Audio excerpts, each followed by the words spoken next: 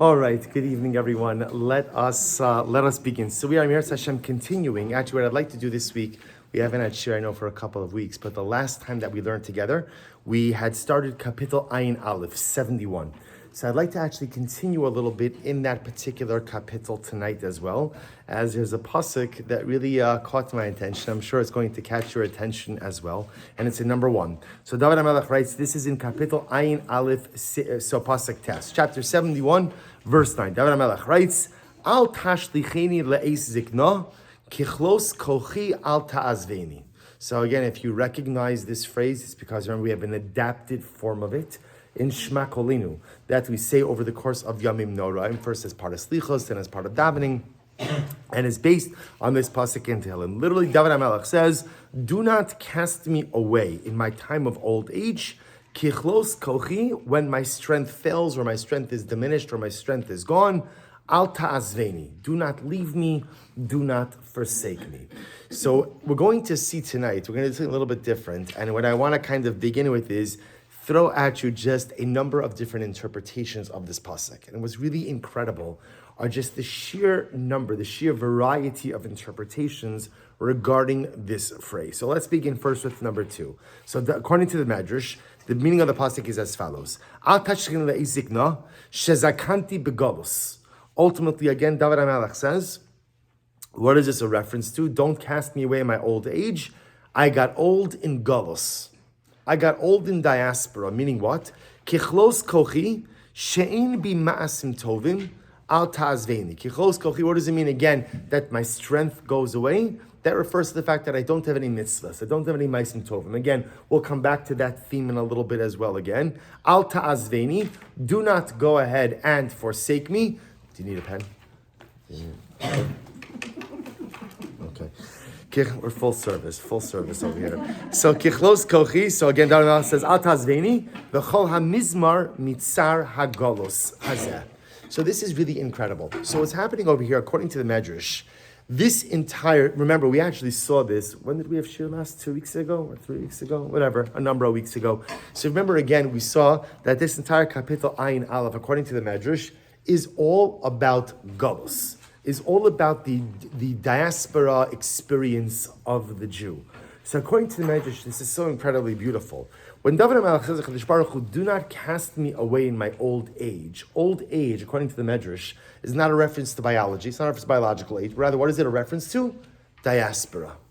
That we've been so long in galus, that we've grown old in galus.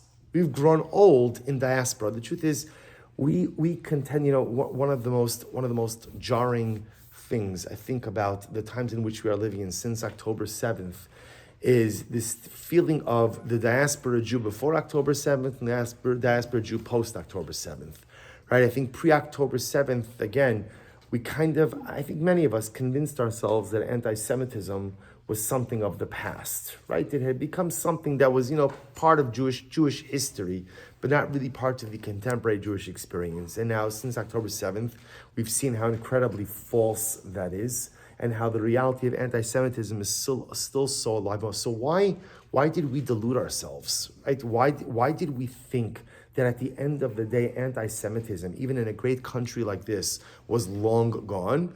And again, the Medrash would say, le'is zikna. What happens when you grow old with something? You become accustomed to it. You become used to it. So therefore, according to the Medrash, David HaMelech is saying, we have grown old. Now remember, I just want to point out over here, we've mentioned this in the past, Sefer Tehillim is comprised essentially of 3 different thematic overtones. There are some kapitlach which focus on specific events in David HaMelech's life. And almost many kapitlach could be linked to a particular event.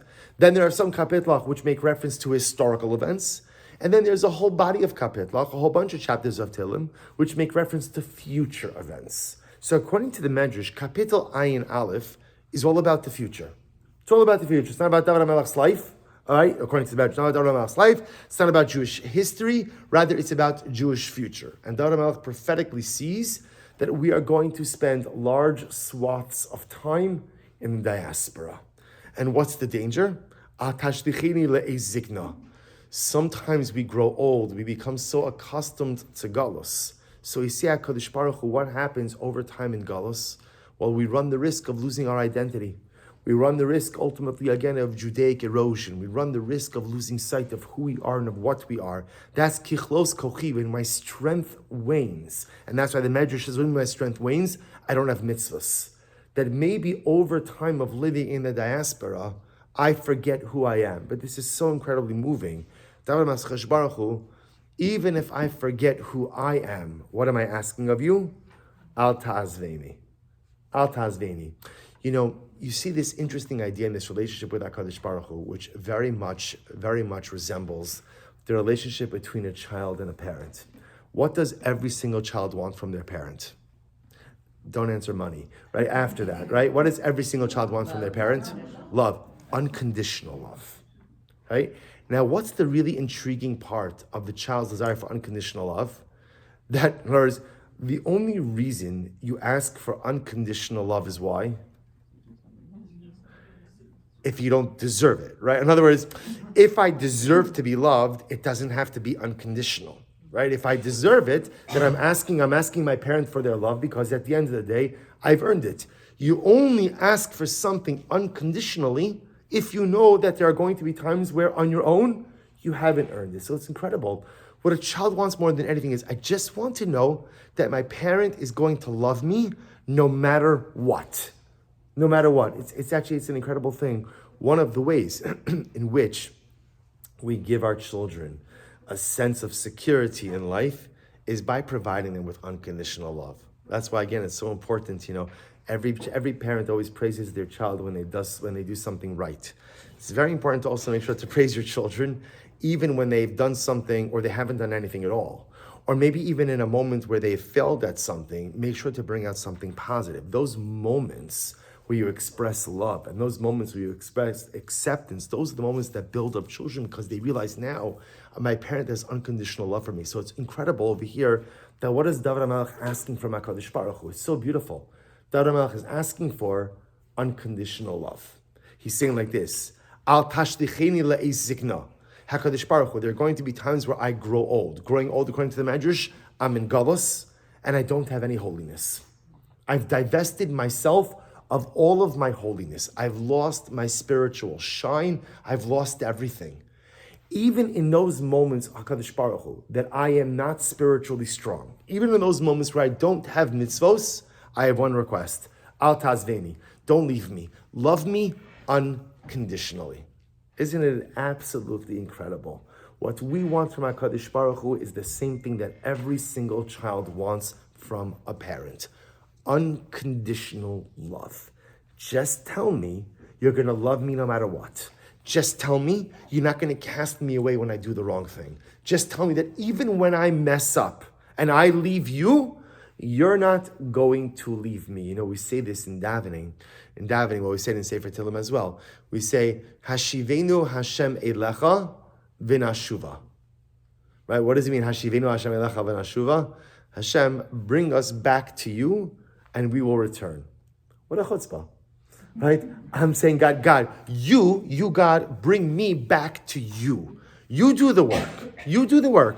Right? And then I'll come back to you. What is that a request of? Or for? It's for unconditional love. At the end of the day, what scares me most deep down in the recesses of my neshama is rejection from the Ribono Shel Olam. The same thing that scares every single child deep down is the rejection from their parents, right? Sigmund Freud wasn't the first person to discover that our relationship with our parents fundamentally shapes who and what we are going forward. Chazal understood this, David HaMelech understood this long before. So such a moving pasuk, HaKadosh Baruch Hu, even if I don't deserve your love, even if I've lost, so to speak, my spiritual shine, I'm asking for you not to reject me. Give me, promise me, unconditional love. So beautiful. On the other hand, the Ibn Ezra and the Radak, sources 3 and 4, understand this pasuk a little bit more literally. And they say like this. They say, Al tashlichini hatam kasher azartani, nuarai, azartani is ziknasi. Ibn Ezra says, David HaMelech is saying actually something really much more straightforward. HaKadosh Baruch Hu, the same way that you took care of me in my youth, take care of me in my old age.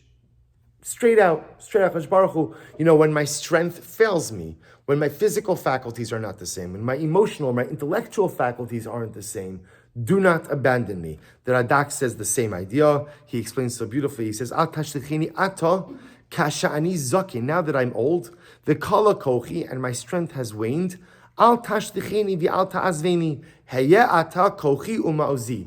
So what's incredible from the Ibn Ezra and the Radak is ultimately, again, it's such an incredible thing. What's the scariest thing of getting old? Scariest part of getting old? Scariest part? Not that anyone here would know, right? Maybe you have a friend who's old, right? So, scariest part? Dependence. Lack of independence, right? Loss of independence or dependence. So David HaMelech is saying something, it's incredible. David HaMelech, of course, is David HaMelech, and he's the father of the Messianic line, the father of dynastic monarchy. But David HaMelech is also a human being. He's also a human being. So what's on David HaMelech's mind? I'm scared of getting old. I'm scared of getting old. And I'm scared that when I get old, I'm going to become dependent. So I'm asking you, HaKadosh Baruch Hu, to help me age gracefully. I'm asking you, you've been there for me through my youth. You've helped me. You've kept me strong all the time in my youth. I'm asking you to help me in my older age as well. Pashup Pshat. So that's the Ibn Ezra Radak. Look at number 5, another medrash. So this actually is incredible. So in the Agadas Bereshis, he writes as follows. The medrash says as follows. Amar David HaKadosh Baruch Hu. David HaMelech says, HaKadosh Baruch Hu, Ribono Shalom, Al Tashlichini le'ezigna. David HaMelech says, HaKadosh Baruch Hu. And by the way, I want to point out, I'm giving all these approaches to you. They're not mutually exclusive. They're all true. And to me, what was so gripping about this pasuk is how you could have all of these different interpretations, literally in 1, 2, 3, 4, 5, 6, 7, 8. 8 words. 8 words. Yet again, according to the Medrash, is talking about Golus. According to the Ibn Ezra and the Radak, is talking about the fear, the anxiety of aging. Look at number 5. So David HaMelech says, Kishayisinar, this is incredible. Kishayisinar, hayisinos yotze l'mochama, v'nose nafshi al banayich. So listen to this. David says, when I was a young man, remember again, I've mentioned this many times, right? Whenever you see the painting of David HaMelech, pictures of David HaMelech, what is he always pictured with? Right? A harp, right? Very few pictures of David HaMelech with a slingshot, right? We think about it, but he's always with the harp. So mentioned many times, David HaMelech, I guarantee you, did not spend that much time with the harp. Right? David HaMelech's life was spent with the sword. He was a warrior. He was a warrior king. Right? He rises to warrior prominence when he kills Goliath with the slingshot. But David HaMelech's entire life was battle after battle, war after war after war. So this is such a profound statement. David HaMelech says, HaKadosh Baruch Hu, when I was a young man, I spent my life fighting battles. I went to war for your children. The achshav shehizkanti ein bi od koach. But now I'm an old man. And as an old man, I don't really have any more strength to go out and fight wars. Listen to this. Vehein omrim ad masai hazakin ze chai. And people say, how much longer is this old man going to live? So what is the Medrash saying? This is so profound. David HaMelech is saying that sometimes the sadness of old age is not of becoming old, but it's sometimes how society views the elderly. So David HaMelech says, sometimes when people look at me and I'm an old man, they think I'm worthless. And why am I worthless? Because I can't do the same things I did in my youth. When I was young, I was the valiant warrior. When I was young, I saved the day. So David HaMelech says it's incredible. In a world which judges the value of a person based on their productivity, the old person is worthless. See, you know what's incredible? We think that these things are new dynamics. They're not new dynamics, right? There are very few new dynamics, right? The only new thing I think that we have in the world now is that people put their pronouns at the end of emails. But other than that, right? Other than that, right? All of the other dynamics, right? They're the same things. They're the same things. David HaMelech says, so in the world, how do people judge a productive person, right? What's a valuable life? Is that a person who could produce? Person can't produce. they're not worth anything, right? The worst word ever codified in the entire field of medicine is the phrase quality of life. Who made that up? Who decided what quality of life is? Who gauges what's quality and what's lack of quality?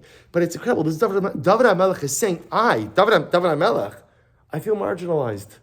When I was young and I was able to fight, I was valued. And now that I'm old and I'm not able to fight, people look at me like I'm a waste of space. And they say, when will the old man just move on to the world to come to make room for younger people? It's such a profound window into David HaMelech's life. That David HaMelech says the way that people are is that I don't mean to say this like in a jaded way, but people are often live life based on what have you done for me lately? So if you've done something for me, then you're valuable. If you haven't done something for me, then you're not valuable. And David HaMelech says, that's how I feel. It's so sad.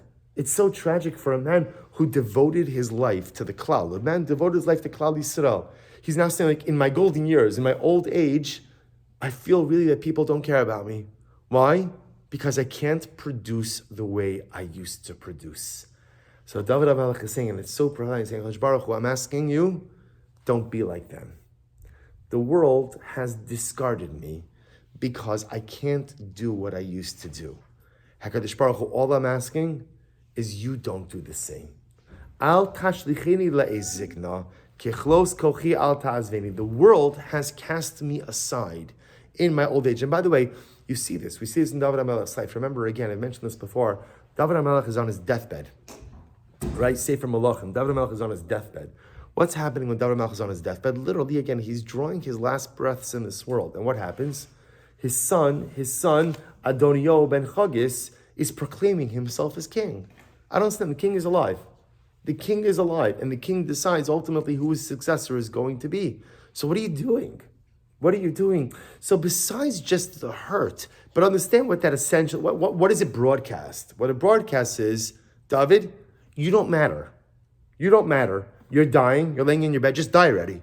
Just die already. Move on. So the rest of us can move on also. What you think or what you say doesn't matter. How profoundly hurtful is that to a man who gave everything for his people? So all David HaMelech is saying, and it's incredible, David HaMelech is not asking HaKadosh Baruch Hu to change human nature. Why not? Why not? HaKadosh Baruch Hu could do anything, right? He could do anything. But at the end of the day, human nature is human nature. That's just the way that it is. So HaKadosh Baruch Hu, I'm not going to daven for you to change people. People are who they are. All I'm asking of you, HaKadosh Baruch Hu, is don't be like them. They've discarded me because I can no longer produce.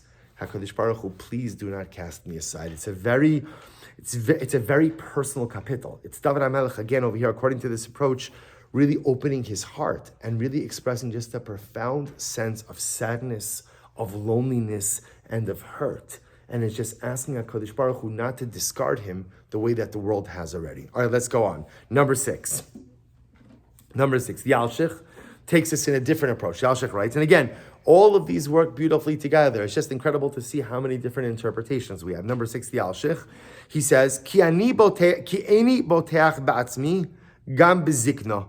V'al ken amarti al tashlichini ki zeh taloi bazeh. So let me tell you this outside. The Alshich says, he understands that this is talking more in a spiritual sense. Now we're going to transition, right? So again, if you're kind of keeping track of everything, so we have the Medrash in number 2 that tells us that this is a metaphorical allusion to the experience of the Jew in the diaspora. We have number 3 and number 4, Ibn Ezra Radak telling us that this is actually about like physically growing old. The Medrash in number 5 telling us that it's also about growing old, but a feeling of no longer mattering. Mattering? Is that a word? Yeah, no longer mattering. Right? No longer feeling important in this world. The Alshich sees this not really on a biological level, but rather he sees it on a spiritual level. What does this mean? So Dan says like this.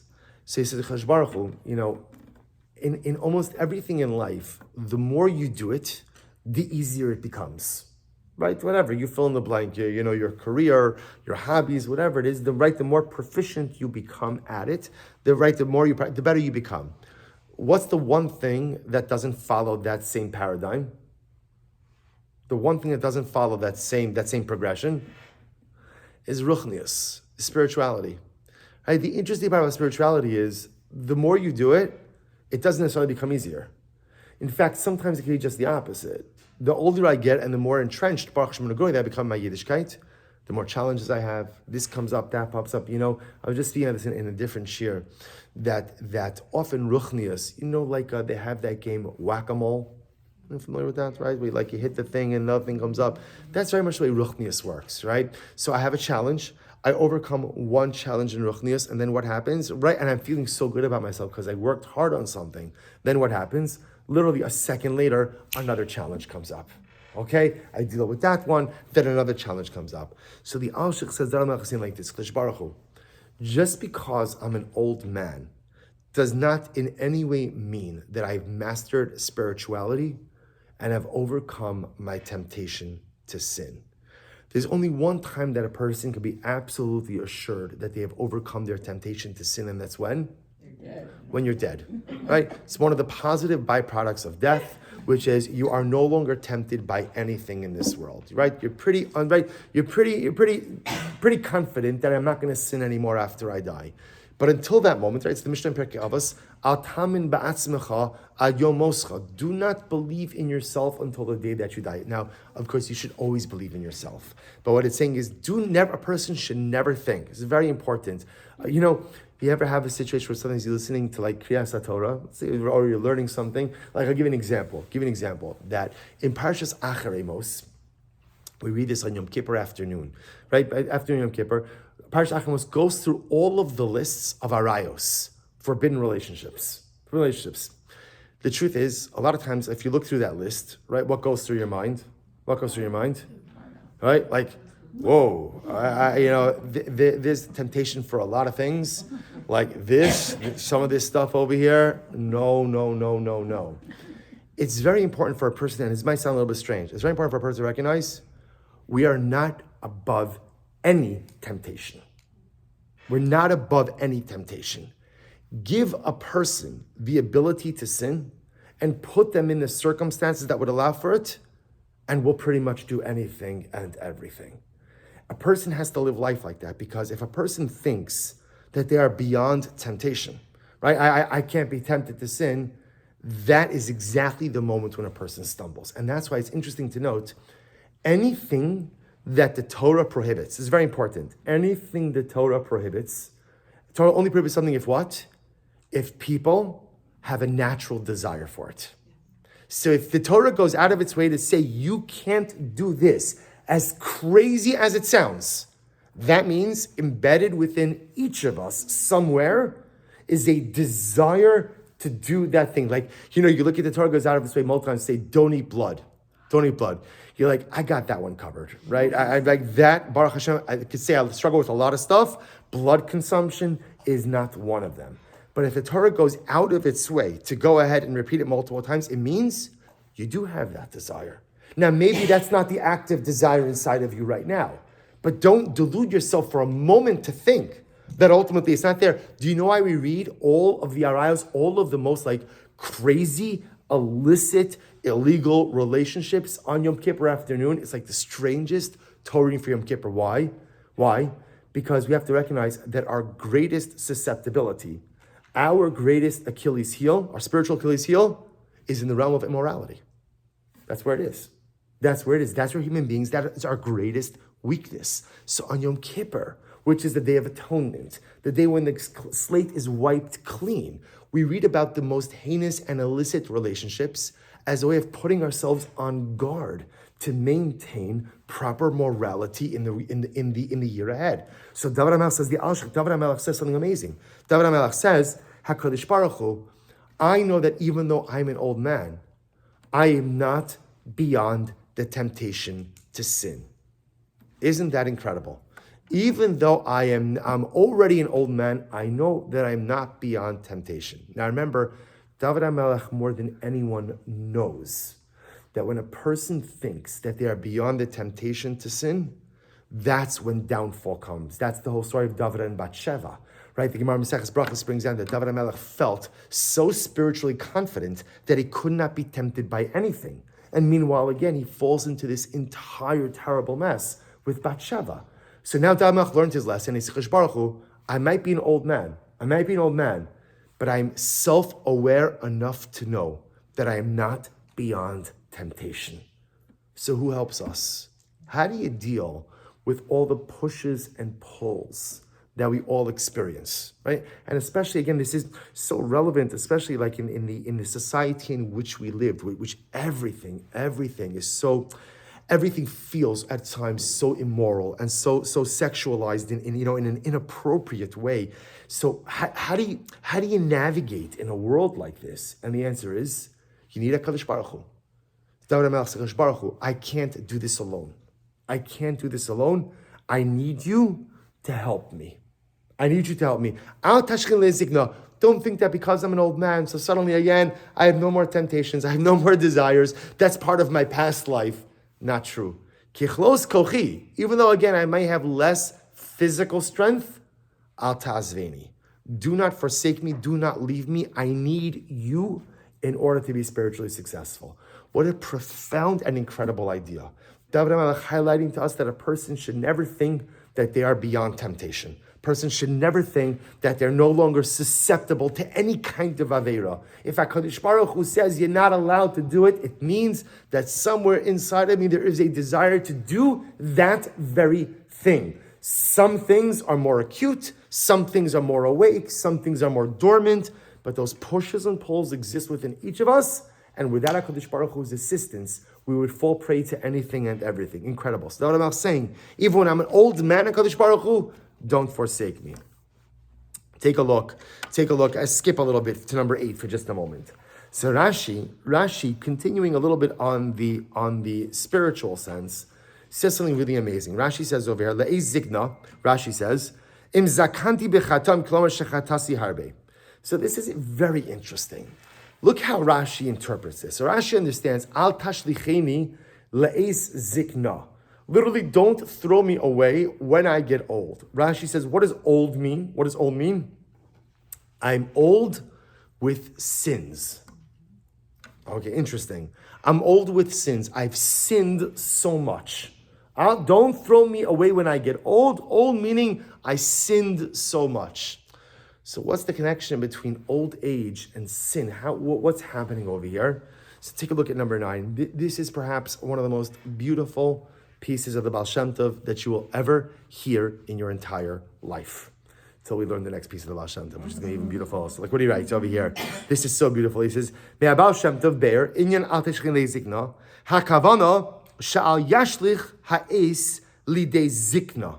Ki lepamim nofel ha'avoda shal ha'adam lidei zikna be'emtzos hemshech hazman.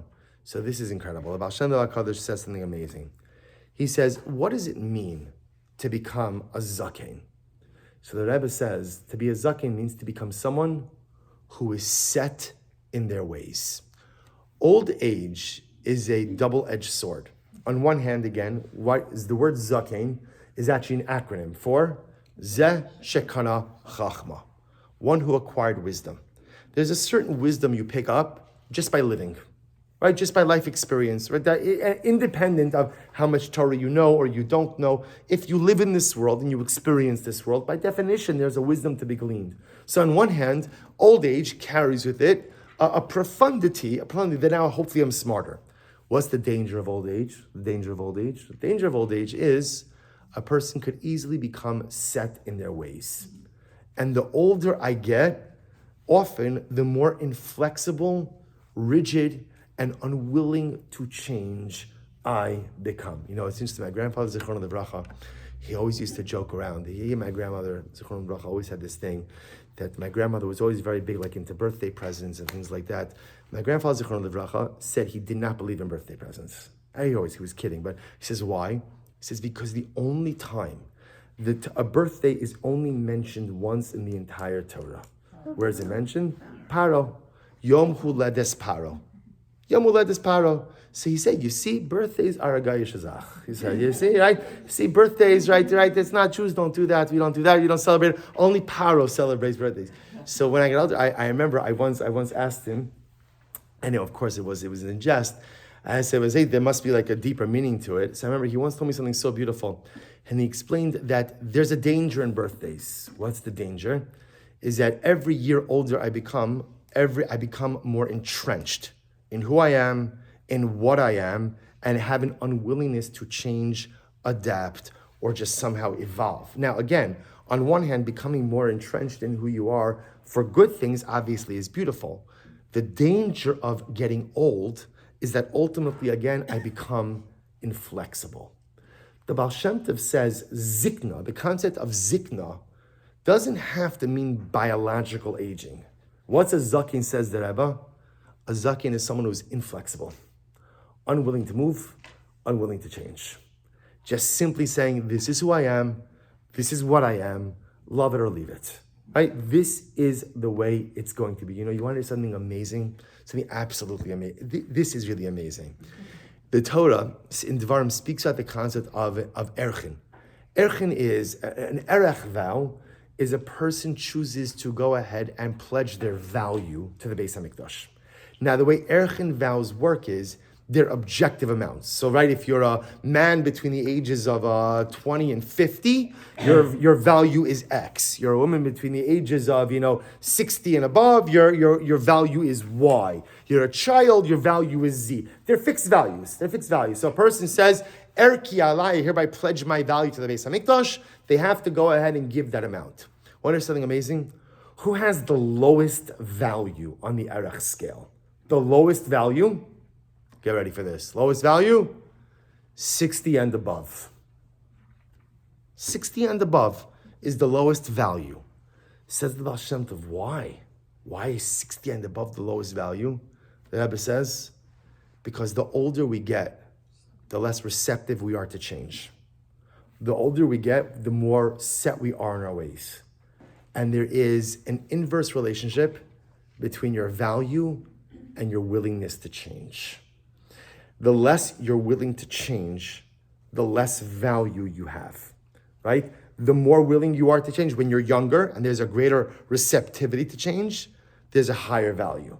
It's an incredible idea. So therefore, if we tie this back to Rashi, Rashi says over here, Le'es zikna, that's what Rashi means. Im zakanti bechatoim. So David HaMelech saying, Chaburah, I recognize that sometimes what ends up happening is I become a zaken, but not a biological zaken, what we'll call a lifestyle zaken. What does it mean to become a lifestyle zaken? Lifestyle zaken is a person who says, I am no longer either willing to change, right? People finish a sentence different ways. I'm no longer willing to change, or maybe more popularly stated is, people like to convince themselves, I'm no longer able to change. I can't change. That's called zikna. Isn't that absolutely incredible? The definition of zikna, says the Baal Shem Tov HaKadosh, and that's what Rashi is saying also, im zakanti bechatoim. Sometimes we become so entrenched in negative behaviors. We become so entrenched in just lifestyles that I know are not good, are not healthy, are not going to help me become the best version of myself. But I'm so entrenched in it that I feel I can't change, I won't change, I don't want to change. Then says, here's what I'm asking. Al tashlichini le'ezikna. Don't let me become that person.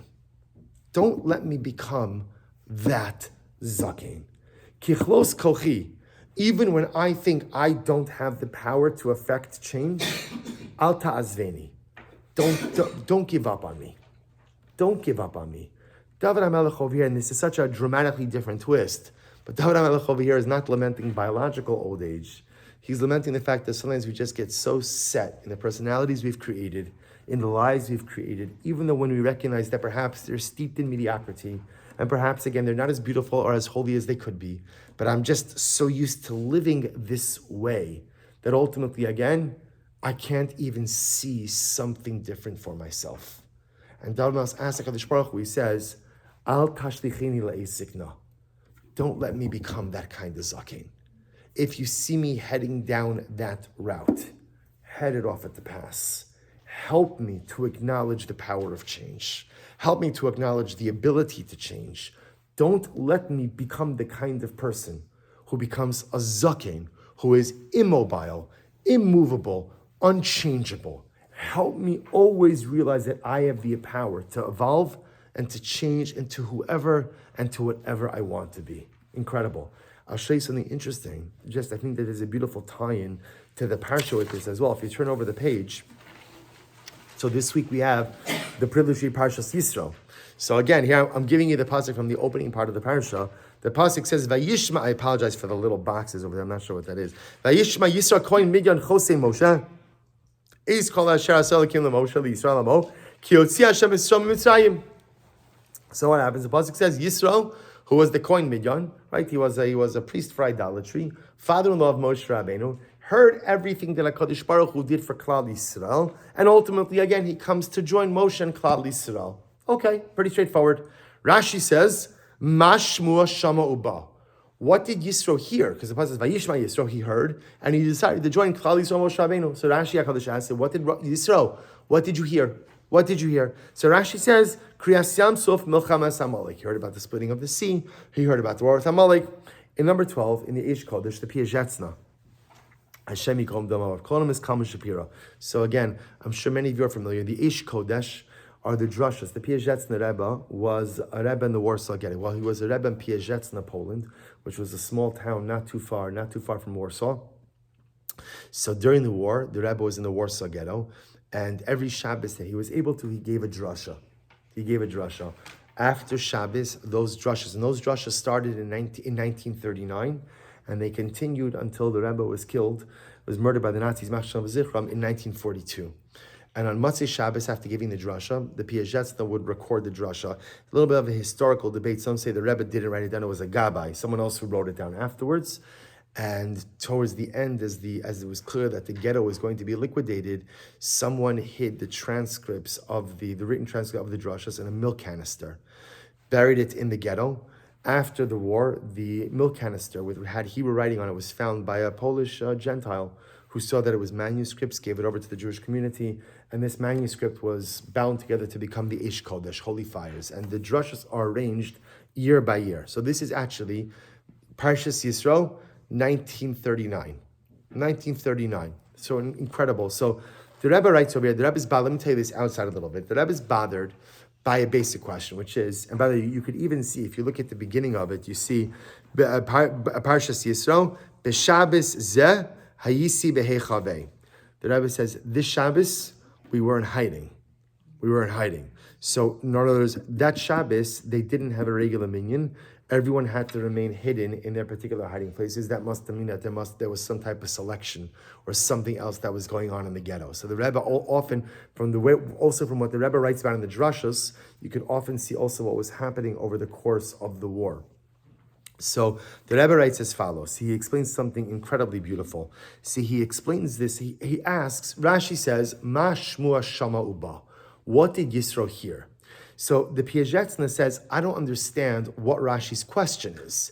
The pasuk says what Yisro heard, right? Go back to number 10 for just a second, right? The pasuk says, Vayishma Yisro and kohen minyan, right? Yisro heard. And what did he hear? Look at the end of the pasuk. Everything that Hashem did for Moshe for Yisrael, ki yotzi Hashem es Yisrael miMitzrayim. The pasuk says, what did Yisro hear? He heard everything.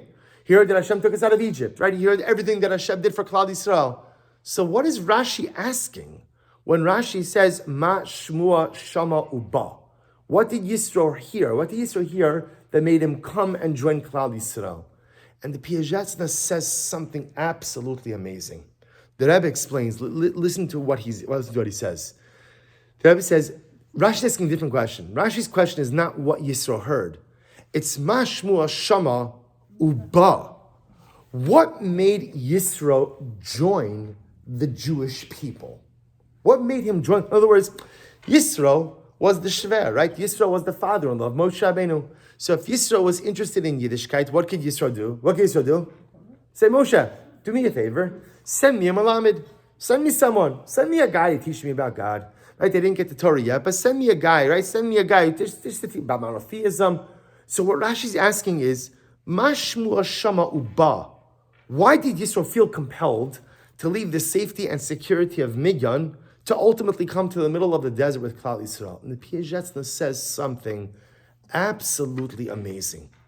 The Rebbe explains that Yisro understood that the power of the Jewish people is that our spirituality is not tethered to geography. Meaning what? You see, and the Piaget actually develops this idea. He explains that, right? This week we read about Matan Torah, Sinaitic revelation. If you were choosing the spot for Matan Torah, right? If somebody asked you to be the party planner for Matan Torah, right? What location would you choose? What location?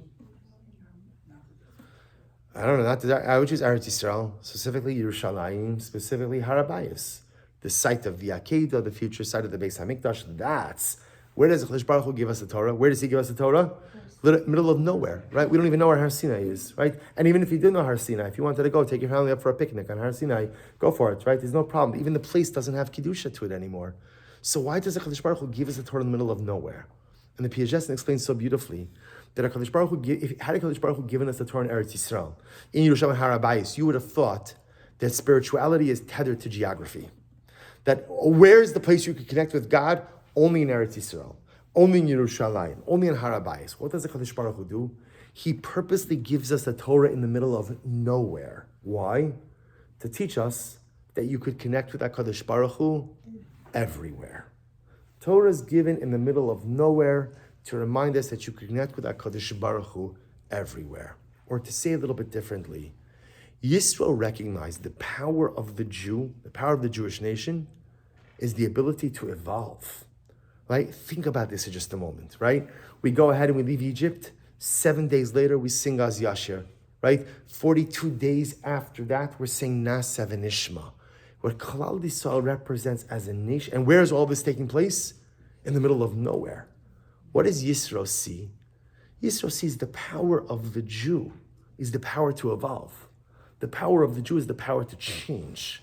The power of the Jew is the ability to not fall into the clutches of zikna, of, so to speak, old age, of becoming set in our ways. Had Yisro, had a Malamed come to him in Midyan, he would have gained information. But it wasn't simply information that Piaget says that he was interested in. He was interested in understanding the dynamic of our people. How does a nation change? How do people change? How do people evolve? How do people self-actualize? And Yisro realized to see that and to understand that, I have to be with them. Let's see, I can't be sitting in Midyan. I can't be sitting in Midyan. I have to see how it's done by being in their midst. Or in other words, what grabbed Yisro's attention more than anything was the ability of the Jew to change, the ability of the Jew to evolve. To go from Egypt to the Red Sea, from the Red Sea to the desert, from the desert to Har Sinai, Az Yashir to Nasa v'Nishma. And by the way, change goes all kinds of ways, right? Because remember again, the same people who said Nasa v'Nishma also did what? Built a golden calf. So remember again, change cuts both ways. But Yisro is intrigued by this people ultimately again who could undergo this type of transformative change. That's what Rashi was intrigued by. Mashmua Shama Uba. Why did Yisro have to come and join the people in the desert? Just get a malamed, learn everything you need to learn about Yiddishkeit in Midyan, the comfort of home, right? No, I need to see the power of change that this people has. And if we link this back to David HaMelech, right, really seizing on the Baal Shem Tov, when David HaMelech says these words, Al tashlicheni le'es zikna. So again, all of these beautiful and magnificent interpretations. But at the end of the day, the one I want you to leave with tonight primarily is the Baal Shem Tov HaKadosh. That what David HaMelech is saying, Kadosh Baruch Hu, do not let me fall into the clutches of old age, right? David HaMelech wasn't asking for Botox, right? He wasn't asking for, right, help me escape this, help me escape. David HaMelech was saying, HaKadosh Baruch Hu, HaKadosh Baruch Hu. You know what I'm scared about most?